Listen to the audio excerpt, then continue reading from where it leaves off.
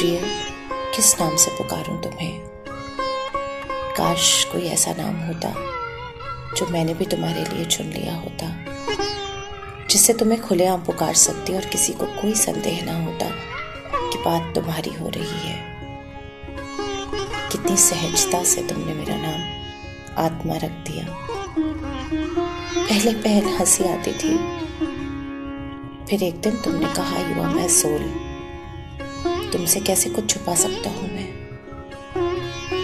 कल ही की तो बात लगती है जब हमने बातें करना शुरू की थी। कुछ कहानियां चंद बातों और मुलाकातों की नहीं होती।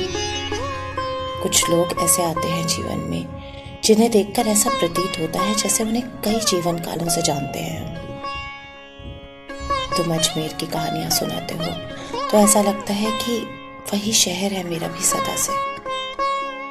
तुम्हारे घर आंगन का नक्शा मेरे दिलो दिमाग पर छपा हुआ है, हालांकि मैंने उसे कभी देखा भी नहीं। हम घंटों गाड़ी में बैठकर गाने सुनते हैं और जो सुकून सारी दुनिया की खाक छानने पर नहीं मिलता वो एक दूसरे के साथ में पा जाते हैं। संगीत हमारी रगों में लहू सा दौड़ता है, जिसकी ताल मेरे घुटने पर तबला बजा कर देते हो तुम। सब कुछ सहज लगता है तुम्हारे संग, सब कुछ अपना। तुम्हारे स्पर्श से मैं कभी असहज नहीं हुई। एक दिन जब तुम मेरी तस्वीर लेना चाहते थे तो कैमरे पर हाथ रखते हुए मैंने कहा I am shy by nature, और तुमने जवाब दिया अपने आप से कैसा शर्माना। यानी तुम और मैं एक हैं। क्या कोई और तात्पर्य निकाल सकती थी मैं इसका।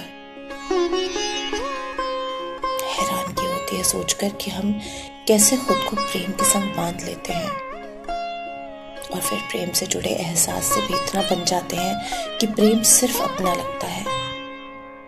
प्रेम को अपनी मुट्ठी में कसकर भरने की कोशिश करते हैं और वो सिरों से निकलकर हमारे समक्ष खड़ा मिलता है। प्रेम सबका है, वो हर कोई खोज सकता है। कभी अपने माता पिता की आंखों में, कभी किसी शिशु की किलकारी में, तो कभी अपने प्रेयसी के आलिंगन में।